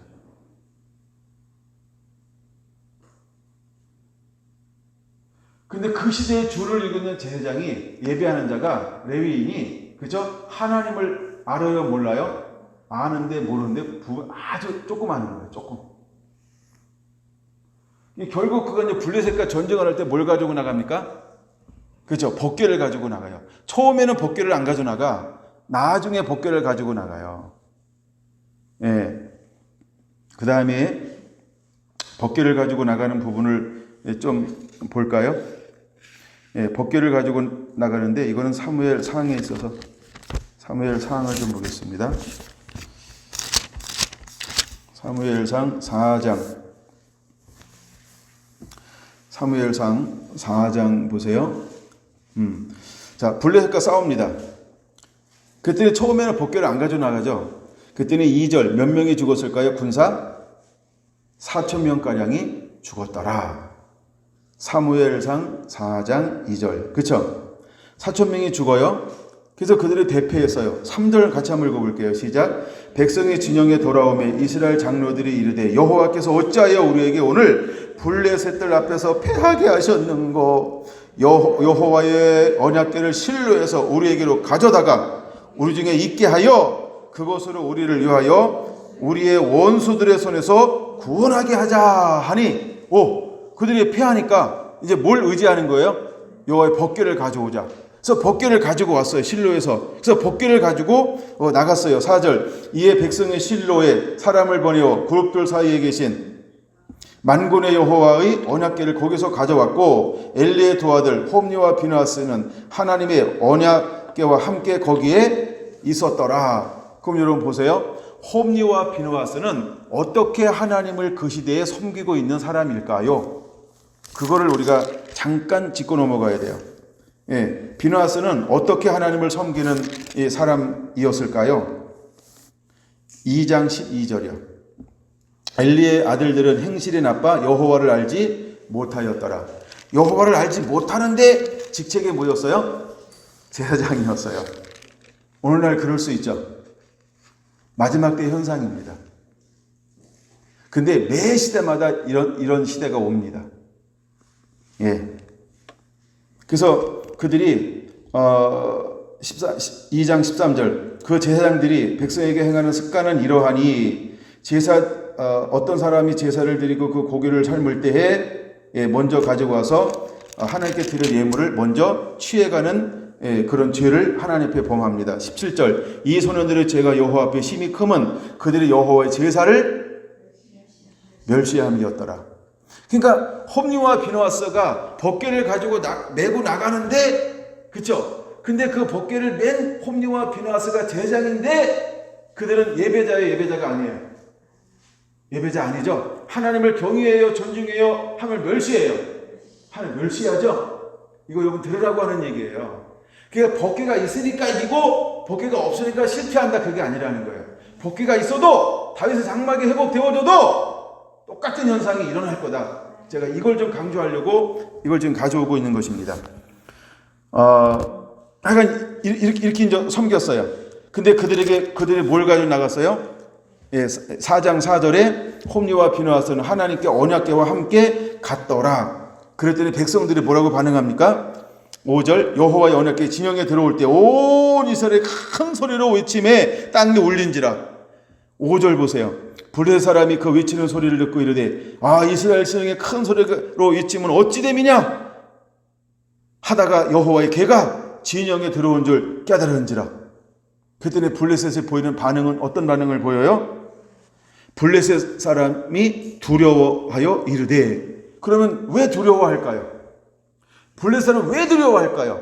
전에도 전쟁할 때, 그쵸? 그 진영에 뭘 가지고 오면, 하나님의 언약궤를 가지고 오면 우리가 번번이 졌어. 이기다가도 걔만 가지고 오면 번번이 졌어. 그러니까 습관적으로 뭐 할까요? 오금이 져는 거야. 그래서 두려워하는 거예요. 습관적으로. 그러니까 이번에도 그럼 이스라엘 백성들이 왜 막 땅에 울릴 정도로 막 환호성을 올렸을까요? 예? 왜 땅에 울릴 정도로 환호성을 올렸을까요? 4,000명이 죽었는데도 불구하고 통곡하지 않고 이겼다! 이길 것이다! 라고 자만한 거예요. 그럼 우리가 전에는 예배하면 뭐 했을까요? 하나님이 도와줬어요. 그렇죠? 덜 타락했을 때, 그렇죠? 좀 여지가 있을 때, 또 회개할 기회가 주어졌을 때 이긴단 말이에요. 근데 우리가 계속해서 하나님을 모른다, 하나님을 섬기지 않는다, 그리고 하나님을 경외하지 않는다, 하나님께 묻지 않는다, 그리고 우리 마음대로 방종한 삶을 산다. 그러면 우리가 결국 어떤 결과가 우리에게 올까요? 법궤가 있어도, 언약궤가 있어도, 다윗의 장막이 있어도, 교회가 있어도, 여러분들이 예배를 드렸어도 우리 삶 가운데 뭐가 올 수 있을까요? 그래서 몇 명이 죽는지 알아요? 나오잖아요. 3만 명이 죽어요. 법궤를 가지고 나갔는데 다 죽어요. 10절 마지막 부분에 보세요. 보병이 엎드려진 자가 3만 명이었더라. 대패. 다 죽은 거야. 다 죽은 거야. 뭘 가지고 나갔는데? 법궤를 가지고 나갔는데. 전쟁 가운데 법궤를 가지고 전에는 이겼단 말이야. 또 이겼단 말이야. 이김의 경험을 수없이 가지고 있어요. 근데 지금 이때는 어떤 때일까요? 완전히 무너지는 때. 그렇죠? 영광이 다 떠나간 때. 여지가 없는 그때 만약에 한국교회가 지금 어떤 상황이라고 여겼을까요? 만약에 우리가 법궤를 가지고 예배가 회복되면 다시 이런 상황이 회복되는 시대라고 한다면 감사하시고, 만약에 법궤를 가지고 가서 예배가 회복되어지고 기도를 하고 뭐 21일 기도를 하고 많이 하잖아요 지금. 그렇죠? 네, 이런 걸 해도 여지가 없다 그러면 어떤 시대인지 우리가 깨달아야 될까요? 아, 우리는 완전히 무너진 시대구나. 하나님을 알지 못하는 세대가 되었구나. 교회가 이제 돌이킬 수 없는 상황에 빠졌구나. 우리가 그렇게 깨달아야 합니다. 그리고 뭘 우리가 뺏길 수 있어요? 여호와의 법궤를 뺏길 수 있어요. 여호와의 법궤를 뺏길 수 있어요. 이 소식을 듣는데 엘리가 어떻게 합니까? 비대하더라. 물론 나이도 90이 넘었죠? 뒤로 넘어져서 불로 떨어져 목이 부러져 죽었더라. 그리고 이제 며느리가 아기를 낳습니다. 19절 보세요. 예, 그의 며느리 비느하스의 아내가 임신하여 해산할 때가 되매 하나님의 계획을 빼앗긴 것과 그의 시아버지와 남편이 죽은 소식을 듣고 갑자기 아파서 몸을 구름에 산하고 죽어갈 때에, 그러니까 이제 며느리도 출산하고 죽은 거죠. 때에 아들을 낳았다 하면서 그 아이의 이름을 뭐라고 짓나요? 21절 여호와의 영광이 이스라엘에서 떠났다 하고 아이의 이름을 이가 봇이라 하였으니, 하나님의 계가 빼앗겼고 그의 시아버지와 남편이 죽었기 때문이며, 또 이르기를 하나님의 계를 빼앗겼으므로 영광이 이스라엘에서 떠났다 하였더라. 여러분, 우리가 계가 있어도, 여호와의 언약계가 있어도 뭐 하지 않냐면 그 시대에 예배자가 없으면 걔는요 어떤 능력도 그들을 향하여 발산하지 않습니다. 내가 하나님을 섬기고 있고 예수의 이름으로 선포하고 있고 뭐 나사렛 예수의 이름으로 그다음에 막 밤을 새서 기도하고 모든 것을 해도 하나님 응답하지 않습니다. 뭐 하지 않으면 내가 하나님이 찾는 예배자가 아니면, 찾는 예배자가 아니면 법궤가 있어서 된다는 거예요. 법궤는 뭘 상징해요? 임재요. 임마누엘, 하나님이 함께하는 하나님의 영광이요. 그것이 우리를 위해서 활동하지 않아요. 그걸 깨달으라고요. 근데 그 시대, 엘리 시대 때 착각한 게 뭐예요? 법궤를 가져가니까 또다시 우리를 위해서 일할 것이다. 하나님이 우리를 돌보실 거다. 궁휼히 여기실 것이다 라고 생각한다는 거예요. 여러분, 우리가 예배는 무너지고 삶은 무너져도 결정적일 때마다 법궤가 있으니까, 기도 예배하니까, 기도하니까, 기도 말씀이 있으니까, 기도 헌신했으니까, 기도 신앙생활 했으니까 그것 때문에 우리가 살아남지는 않는다는 거예요. 우리 안에 정말 뭐가 살아 있어야 될까요? 하나님을 향한 신앙. 내 안에 다윗의 마음이 없다고 한다면 법궤가 있어도 결국은 패하고 말 거라는 걸 깨닫게 되길 바랍니다. 그래서 이스라엘에게 어떻게 했어요? 법궤를 빼앗기니까 이가 곧 여호와의 영광이 떠났다는 거예요. 여호와의 언약궤는 여호와의 영광을 상징하는 건 맞아요. 근데 우리가 하나님을 섬기지 않으면 그 영광은 아무런 활동을 하지 않아요. 영광이 영광되게 하는 게 뭘까요? 그래서 다윗의 장막에 이제 이 가지가 굉장히 중요한 것들을 있는데, 이제 가지 얘기할 때 가지가 굉장히 중요한 거예요. 그래서 거기는 하나님을 섬기고 하나님을 칭송하고 하나님을 찬양하고 하나님을 송축하고 계속해서 예배가 있는 거예요. 예배가. 그래서 예배가 중요한 거예요.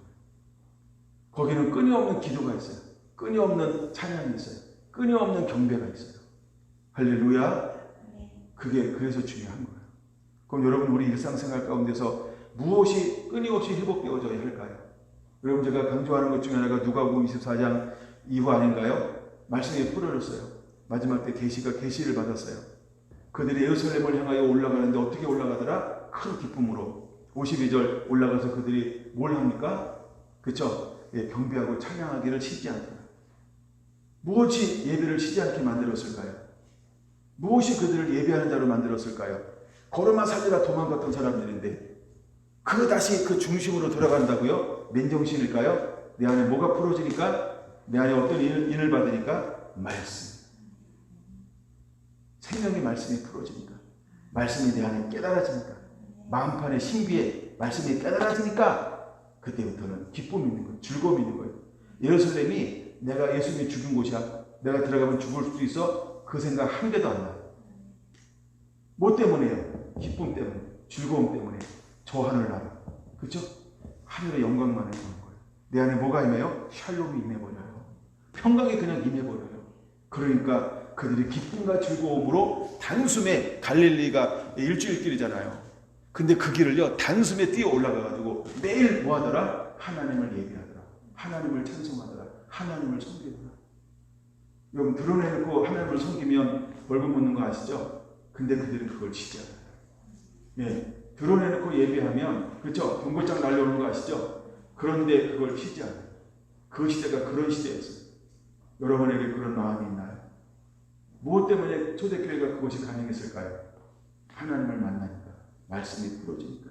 내 안에 기쁨이. 할렐루야. 만약에 홈리와 비나스가 그 영이, 그 예배가 사무엘처럼 그렇게 섬겼다라고 한다면 그 법궤를 가지고 나갔을 때 어떻게 했을까요? 이번에도 블레셋과의 싸움에서 이겼을 거라는 거예요. 할렐루야. 하나님은요, 예배하는 자는 반드시 이기게 만듭니다. 그래서 예배하세요. 예배하세요. 직장에서, 사업터에서 끊임없이 예배하세요. 3분이고 5분이고 예배하세요. 예배가 영광을 풀어놓는 거예요. 할렐루야. 하나님은 우리가 그렇게 하는 섬기는 진짜 하나님을 예배하는 사람들을 하나님은 찾고 있다는 걸 여러분들이 잊지 마시게 되기를 바랍니다. 아멘. 아멘. 그런다면 이 법궤가 어디로 들어가냐 하면 블레셋 가운데로 이 법궤가 들어가게 되어지는 거예요. 블레셋 들어가는데 처음에 어디로 들어갑니까? 아스돗이라고 하는 도시로 들어가죠. 사무엘상 5장 1절. 이제 아스돗에 딱 돌아가요. 근데 아스돗은 블레셋의 큰 도시가 5개 도시가 있는데 그 중에 이제 한 도시가 아스돗이라는 도시예요. 근데 거기에 그들을 섬기는 신전이 있었는데 무슨 신이었죠? 다곤 신이에요. 근데 다곤 신상에 그 법궤를 왜 신을 섬기려니까 성물이잖아요. 그래서 신전에 갖다 놨어. 그 다음날 가보니까 어떤 현상이 일어났어요? 얼굴이 땅에 닿았더라. 다곤 신상이 목이 부러져서 그 궤 앞에 엎드려져 있는 거예요. 그 다음에 들어가니까 또 어떤 역사가 일어나서 4절 보니까 이제는 머리와 두 손목이 끊어져서 문지방이 있고 다곤의 몸뚱이만 남게 되었어요. 저 남산에 올라가면 몸뚱이만 남은 거 많이 있잖아요. 그렇죠? 예, 그때 이제 우리가 교가 달라서 그랬던 거예요. 예, 신라하고 조선하고 교가 다른 거 아시죠? 신라는 불교고 조선은 무슨 종교인지 아시나요? 유교요. 그래서 저걸 다 이렇게 파쇄한 거예요. 그 당시에. 그래서 박물관 가면은 댕강댕강 이렇게 목이 많이 갖다 있고 목 없는 이런 것들이 많이 있잖아요. 그걸 보면서 배우시기 바랍니다. 예. 물론 그들이 뭐 복원 안 하는 것도 약간 그대로 놓는 것도 이제 문화예술로 그들이 평가하기 때문에 이렇게 놓는 거지만 우리가 역사를 볼 때는 그런 걸 이제 보여주는 것 중에 하나인데 지금 이런 일들이 일어나요. 예. 그래서 이제 거기에 있는데 또 하나 이제 신들만 무너지는 것이 아니라 수많은 사람들에게 어떤 현상이 일어나요? 자, 6절 보세요. 어떤 현상이 일어나냐면 엄중히 더하사 여호와의 손이 아수르 사람에게 엄중히 더하사 그냥 종기가 아니라 어떤 종기? 독한 종기가. 마지막에 독한 종기는 누구에게 나는 걸까요? 5개월인가 6개월 동안 입맞은 자에게.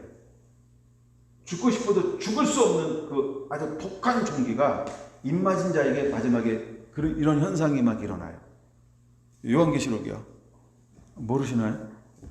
그런 것처럼 여기에 지금 어떤 현상이냐면 독한 종기가 재앙으로 내려서 지역을 쳐서 어떻게 했다? 망하게 하니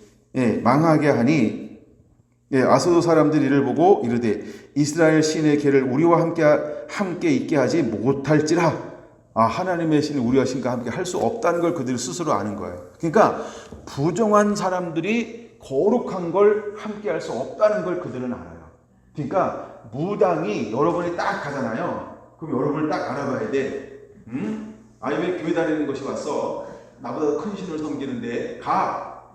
아들 만날 때 물어볼 게 없어. 가서 목사한테 물어봐. 그러면 진짜예요.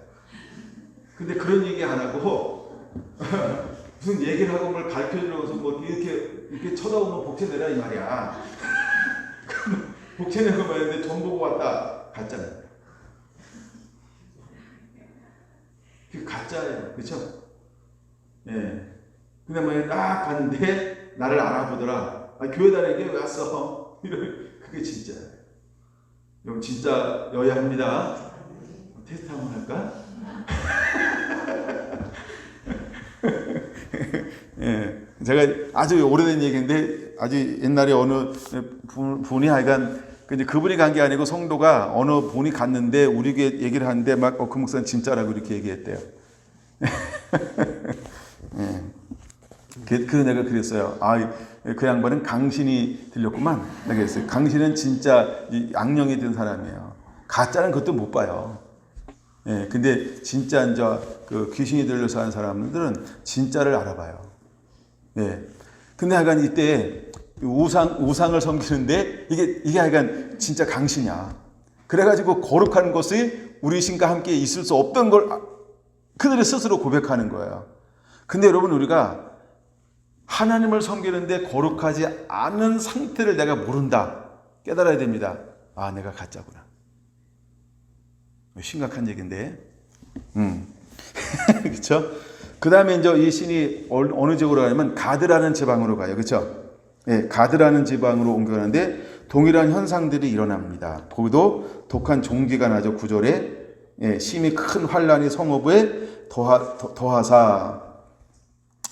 그래서 안 되겠다 싶어서 또 어디로 옮깁니까? 에그론으로 옮깁니다. 에그론으로 옮겼더니 11절 어떤 현상이 일어나요? 온 성읍이 사망의 환란을 당한지라. 거기서 하나님의 손이 엄중함으로 죽지 아니한 사람들은 독한 종기로 치심을 당해 성읍의 부르짖음이 하늘에 사무쳤더라 하면서 그 지방을 몇 달이나 돌고 돌아서요. 그래도 오래 버틴다. 그쵸? 7달을 6장 1절 7달을 하여간 돌아다니면서 버틴 거야. 그래도 대단한 거예요. 대단한 겁니다. 그러니까 사람들이 깨닫는 건요. 한 번, 두 번에서 쉽게 깨닫지 않아요.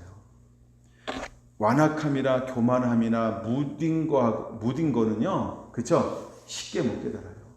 7달 가가지고 심하게, 악하게, 그 다음에 여기 표현들 보면 점점 표현이 강해지는 거 아십니까? 하나님이 이렇게 그들을 치시는 거예요. 거룩한 것이 거룩하지 않은 것에 노는 걸 하나님은요, 이거를 허용하지 않아요. 우리가 그런 걸 깨달아야 돼요. 만약에 내가 거룩하지 않는 삶을 계속 사는데 내 삶이 멀쩡하다. 그 저주받은 인생이에요. 내 안에 환란이 온다 이 말은요, 이렇게 축복받은 인생이에요. 왜? 깨달으라고. 깨달으라고. 여러분이 약간 좀 흔들림이 있어야 은혜 받는 거예요. 내 삶이 인생이 무음하다 그러면 그 저주받은 거예요. 내가 온전하지 않는데 다 평안해, 다 잘 되고 있어. 왜 다 잘 돼야 돼? 가끔 환란도 오고, 그렇죠? 몸도 좀 아프기도 하고, 환란도 오고, 모두 오고, 좀 신경 쓸 것도 오고, 열받는 것도 오고, 뭐 좀 이런 게 와야, 내가 뭐 잘못했나 이렇게 깨닫지, 그렇죠? 양집사님. 네. 아니, 격하게 반응을 보이셔서. 하여간 그런 게 와야 깨닫는 거예요. 할렐루야. 그러니까 때로는 그런 게 있는 게 굉장한 축복이라는 겁니다. 아멘. 그걸 통해서 하나님이 우리를 연단하고 다듬는 거예요. 여러분들에게 그 은혜가 있게 되기를 원합니다. 그래서 이제 이 6장 19절로 넘어갈게요. 그래서 이 법궤가 이제 어디로 이동하냐 하면, 베세맥스 사람들이 여호와의 길을 들여다본 까닭에 그들을 치사, 이렇게 말해요. 그럼 이제 그쪽에 있다가 어디로 넘어갔어요? 예, 베세메스 사람들이 사는 땅으로 이제 이것이 왔어요. 이건 이제 유다의 땅이에요. 유다 땅. 그러니까 이 사람은 누구예요? 이 유다 사람이에요. 유다 사람. 근데 법궤가 딱 오는데, 법궤가 딱 오니까 베세메스가 어떤 마음을 가졌냐면 호기심 천국. 그래서 호기심으로 천국을 들여다봤어요. 그래가지고 베스맥스 사람들이 몇 명이 죽였을까요? 가로 열고 5만, 가로 닫고 70명이 죽은지라.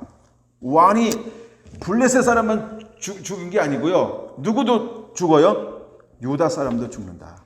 이게 뭔지 알아요? 우리가 하나님의 거룩한 것을 침범하면 이방인이든 이스라엘 선민이든 하나님은 똑같이 대한다. 그거 깨달아. 나는 교회 다니니까, 나는 예수 믿으니까, 나는 목사니까, 나는 안전하겠지? 그런 거 없어요. 베스메스 사람들도 5만 70명이 죽었어요. 말이 그렇지 5만 명이 죽었다. 난리 난 겁니다. 뭘 했다고 죽었다고요? 법궤를 열어서 그걸 안을 쳐다봤다고. 뚜껑을 열어서 그 안을 쳐다봤다고. 그 오베레돔이래. 그건 참 다음에 나오는 거고. 베세메스가 준비가 안 된 사람이라는 거예요. 스스로 성결케 하고 옷을 빨고 그러고 하나님의 거룩한 곳에 나가야 되는데, 그렇죠? 이 베세메스는 뭘 하지 않았을까요? 옷을 빨지 않았어요. 깨끗하게 몸을 씻지 않았어요. 그리고 준비하지 않았어요. 준비하지 않은 상태에서 법궤를 맞이하는 동시에 호기심이 생겨서 이것을 열어봄으로 말미암아 준비되지 않는 그 사람들에게 저주가 임해버렸다는 거예요. 자, 시내산에 하나님이 임재할 때 모세 내려가. 뭐라고 말합니까? 이 산에 아무도 침범하지 못하게 해. 침범하면 내가 친다는 게 죽여버릴까 이 말이거든요. 근데 하나님이 그렇게 했는데, 시내산에 임재할 때도. 근데 이 법궤는 뭐의 상징이에요? 하나님의 임재, 하나님의 영광. 근데 하나님의 임재 영광인데, 그분의 거룩함인데, 그들이 이걸 어떻게 범해버렸어요? 그냥 거룩하지 않은 상태에서 거룩함을 침범해버렸어요. 성경에 그대로 나옵니다. 20절 보세요. 베스메스 사람들이 이르되 이 거룩하신 하나님 여호와 앞에 누가 능히 서리요? 그를 우리에게서 누구에게로 올라가시게 할까 하고. 그들 뭐라고 말합니까? 이 거룩하신 하나님 여호와 앞에 누가 능히 서리요? 깨닫는 거예요. 그건 이런 주님이 오실 때 심판이 어디서부터 먼저 임한다 그랬어요? 그렇죠. 교회 안에. 그러니까 교회 안에도 예배가 아니라는 거예요. 우리가 아율레디 준비하고 있지 않느냐, 깨어있지 않느냐, 교회 하나님이 먼저 심판할 겁니다. 할렐루야. 지금 법궤가 이방 땅에 가가지고만 심판하고 막 종기가 나고 죽이고 환란이 오고 그런 게 아니고 어디 왔어? 이제 유대 땅으로 넘어왔어. 유다 땅에 딱 넘어왔는데 준비되지 않은 베세메스 사람들이 이것을 거룩하지 않게 취급할 때 하나님은 그것도 용납하지 않았다는 거예요. 그럼 우리가 이제 다윗의 장막을 아무나 세운다? 다윗의 장막을 내가 하고 있다. 내가 하려고 한다. 내가 다윗의 장막을 세워주고 싶다. 우리가 준비되지 않은 상태에서 다윗의 장막에 진짜 들어갔다. 어떻게 될까요? 그러면 바로 끄집어내야 됩니다. 몰라요. 여기 기름 부어가지고 태울지. 바로 그렇죠? 줄초장 나는 거예요. 우리가 하나님의 영광, 우리가 하나님을 너무 가볍게 여길 수 있어요. 경망스럽게. 여러분, 하나님을 두렵고 떨린 어미하신 분이라고 하는 것을 우리가 늘 기억해야 할 줄로 믿습니다. 그래서 그 하나님의 임재 가운데는 아무나 들어갈 수 있는 게 아니라는 거예요. 근데 여러분, 임재를 원하잖아요. 그분의 영광이 이곳에 임하기를 원하잖아요. 그럼 여호와의 영광이 임하면 우리가 뭘 해야 될까요? 준비함이 일어나야 된다는 거예요. 준비된 것만큼 영광이 더 깊이 더 넓게 들어갈 수 있다는 걸 우리가 깨달아야 돼요. 그러면 여러분, 우리가 준비가 되기를 원합니다. 자, 그래서 21절 전령들을 기앗 여아림 주민에게 보내어 이르되 블레셋 사람들이 여호와의 궤를 도로 가져왔으니 너희는 내려와서 그것을 너희에게로 가져가라. 이걸 가져가라고 해요. 그럼 이 기앗 여아림은 해발 몇 미터에 위치한 도시냐 하면 760m 높이의 아주 고산지대예요. 그러니까 산에 가장 높은 그 지역의 가장 높은 산에 위치한 도시의 이름이 기앗 여아림이라는 거예요. 여기도 유다 지파에 속한 땅이에요. 그게 이스라엘 땅이라는 거예요. 이스라엘 땅이에요. 그래서 이제 거기에 있는 사람 보고 야, 와서 그걸 가져가면 좋겠다 이렇게 얘기를 했어요. 근데 그 지역에서 섬기고 있는 아비아다랍이라고 하는 레위 지파 사람 가운데 제장으로 있었던 그 사람의 집에 이것을 모시기로 결정을 했어요. 그래서 아비나답이 이것을 가지고 내려가서 이걸 가지고 산으로 올려온 다음에 어디다가 이제 이것을 보관하기 시작합니까? 아비나답의 집에 보관하기 시작하는 거예요. 근데 자 보세요. 베세메스의 사람과 기앗 여아림의 아비나답이 법궤를 대하는 뭐가 다를까요? 마음이 다른 거예요. 마음이. 우리가 성령이 임했을 때 사도행전 5장에 나답과 아비후가 아니고 아나니아와 삽비라가 어떻게 됩니까? 성령을 속임을 통해서 거기서 바로 여기 떠나 죽죠. 이것이 샘플로 기록되어져 있죠. 그래서 여기는 베세메스 사람이 이 거룩함을 범함을 통해서 5만 명이 그냥 죽어버려요. 근데 이 소식이 들렸을까 안 들렸을까? 들렸지. 그렇죠? 그러니까 이제 이 기앗 여아림에 사는 사람들은 이 법궤를 가지고 가라고 그러니까 가져가야 돼. 어떻게 가져올까? 그러면 뭘 했을까요? 준비요. 그러므로 여러분, 우리가 그것을 보고 뭘 해야 돼요?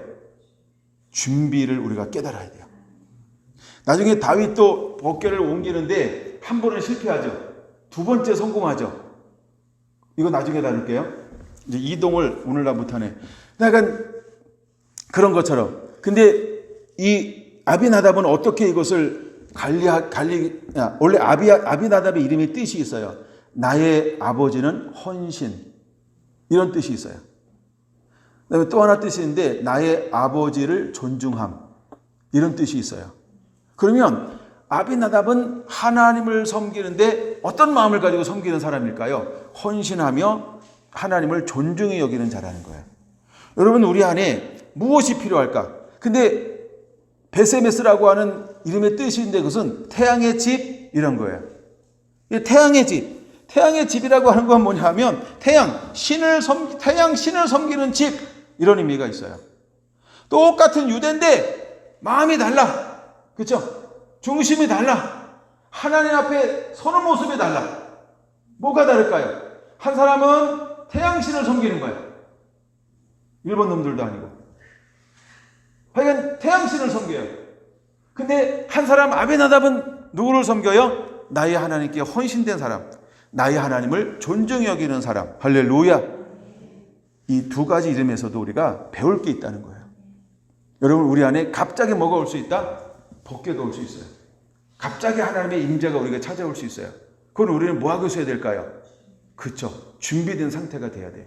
근데 베세메스는 준비가 되지 않았어요. 누구는 준비가 되었을까요? 기앗 여아림의 아비나답은 준비가 되어 있었던 거예요. 그래가지고 그에게 아들이 3명이 있었어요. 이제 성경에 나오는 사람이 이제 아효, 그다음에 우사, 그다음에 엘리아살, 이제 3명의 이름이 이제 소개가 되죠. 근데 처음에 이제 엘리아살이라고 하는 아들, 엘리아살의 이름의 뜻이 있는데 그것은 하나님의 도우심, 이런 이름의 뜻을 가지고 있어요. 근데 엘리아살을 어떻게 하나 보세요. 거룩하게 구별하여 여호와의 계를 지키게 하였더라. 지킨다 이 말은 예배하는 거예요. 관리하는 거예요. 근데 아들을 어떻게 했어요? 거룩하게 구별하여. 예, 이게 이제 카데타, 카도시, 카데스 이런 이름이에요. 그래서 거룩하게 구별하다. 우리가 이제 보통 카도시 그럴 때 이걸 뭐라고 그런다 그랬죠? 거룩. 그런 것처럼 하나님 이 엘리야사를 아비나답이 거룩하게 구별해서 뭘 관리하게 만들어요? 하나님의 법궤를. 그럼 여러분 우리가 다윗의 장막을 섬길 때 우리의 삶에 기본적으로 무엇이 회복되어져야 할까요? 그렇죠? 거룩하게 구별하여. 거룩함이 요구된다는 거예요. 거룩함. 하나님의 말씀대로. 하나님의 말씀이 우리의 삶 가운데 그대로 회복된 상태가 우리에게 필요하다는 거예요. 할렐루야. 그렇게 섬기는데 이제 2절까지만 나누고 말씀하실게요. 걔의 기한 여호와림에 들어간 날부터 20년 동안 오래 있는지라 이스라엘 온 족속이 여호와를 뭐하더라? 사모하더라. 여기서 이제 하나 짚어놓을 게 있어요. 실제로는 몇 년 머물렀을까요? 거기다가 가로 열고 써놓으세요. 60년. 실제로 60년 머물러요. 근데 어떤 이유로 성경은 20년 이렇게 얘기했는지 몰라요. 이제 그거에 대해서 이제 신학자들의 견해는 여러 가지가 있다. 예, 근데 그건 그렇게 중요하지 않은 거니까 오늘 다루지 않으려고 합니다. 근데 중요한 거는 60년을 실제로 머물러요. 60년을. 근데 성경은 20년 그래가지고 왜 그러냐? 그러니까 뭐 그런 이제 여러 가지 설이 있어요. 근데 마지막에 뭐라고요? 이스라엘 온 족속이 뭐 하더라고요? 예. 여호와를 사모하더라. 그래도 이렇게 끝나고 있다는 거예요. 그러면 왜 여호와를 이스라엘 온 족속이 사모할까? 왜 사모할까요? 자, 그러면 풍문으로 들었어. 이런 거 있죠. 풍문으로 뭘 들었을까? 엘리가 나와가지고 블레가 전쟁을 했대. 그 전투 이름을 아벡 전투 이렇게 말해요. 왜 아벡 전투일까요? 경주에서 싸워서 경주 전투예요. 아벡이라는 도시에서 싸워서 아벡 전투라고 그래. 근데 약간 아벡에서 싸워서 아벡 전투인데 거기서 대파했어요. 이미 막 낙담했잖아요. 그렇죠? 이미 7개월, 8개월 전에. 그렇죠? 네. 그래가지고 3만 명이 죽었다니까. 3만 명이. 나중에 법궤를 다윗이 가지러 내려갈 때 몇 명을 모시고 내려갈까요? 3만 명. 네, 별로 안 놀라는구나. 하여간 그때 3만 명 죽었는데 다윗이 몇 명을 데리고 나갈까? 3만 명. 꼭 기억해 주세요. 네. 근데 그래가지고 이제 혼비백산했잖아. 이스라엘 사람들이. 법궤를 가져가도 실패할 수 있네. 엘리도 죽었네. 제사장도 죽었네. 장군도 죽었네. 우리 아들도 죽었네. 여기 아저씨도 죽었네. 이야, 3만 명이 죽었다니까. 난리가 난 거야 이스라엘에. 그쵸? 근데 그 법궤가 뺏겼대. 이가 곧 여호와 영광이 떠났다. 그때 낭만, 그쵸? 절망, 자포자기, 거기서 오는 막이 낙심. 얼마나 이스라엘과 유대 가운데 대단하게 임하였을까. 그쵸? 대단한 실망감이 이스라엘 가운데 전운처럼 감던 게 아니고 낙담이 어둠처럼 짙게 깔렸다는 말이에요. 근데 풍문으로 들었어. 바람 타고 이제 소식이 들려온 거야. 아스돗 갈 때 신상들이 들어서 감당을 못하더래. 에글론 갈 때 감당하지 못하더래. 가드 갈 때 감당하지 못하더래. 그래서 어떻게 됐대? 그래가지고 두 송아지가 새수레를 만들어가지고 뭐 금지도 이렇게 줬는데 돈 벌었다. 이래가지고 그걸 보냈는데 어디로 갔다? 베세메스로 올라갔다.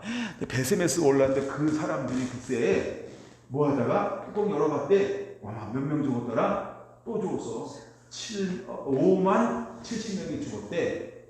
낙담의 소식이 또 들려오죠. 절망의 막 소식이 막 들어오죠. 그렇죠? 거룩한 걸 거룩하게 대하지 않은 우리의 잘못이고 이러면서 조금 눈물 찔끔 흘리면서 회개 조금 한 것 같아. 그래가지고 안 되겠다. 그러니까 저 산에 높이 사니까 그 수도원이 있었나? 이게 구별된 삶을 살았나? 이거 제가 이제 진짜 얘기하는 건데 이렇게 재밌게. 그래서 거기 이제 피한 어떤 사람이 있었는데 이렇게 뭐 경건하게 사는 사람이 있었는데 좀 구별된 삶을 살고 있었는데 그 한 집안에 있었는데 누구라고요? 아벤하나 집안에 있었대. 그 집에서 이걸 모셨대. 근데 모시는데 아무것도 안 죽었대. 왜 안 죽었대? 엘리야사를 거룩하게 구별해가지고 잘 섬기게 했대. 그러면 그렇지. 그치?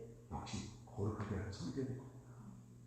그러면서 그 낙담과 절망 가운데 들려오는 소식에 어떤 마음이 싹 들기 시작했어요? 하나님을 향한 새로운 사모함. 자, 지금 법계가 이동하고 있잖아요. 낭만도 있고 이제 1년도 저기 전에 이게 들어오고 안치되면서 그렇죠? 여호와를 사모하기 시작합니다. 새롭게 사랑이 시작되기 시작합니다. 하나님의 역사는 여기서 시작되어지는 겁니다. 근데도 그들은요 무엇을 구할까? 왕을 구한다. 다음 시간을 기대합니다.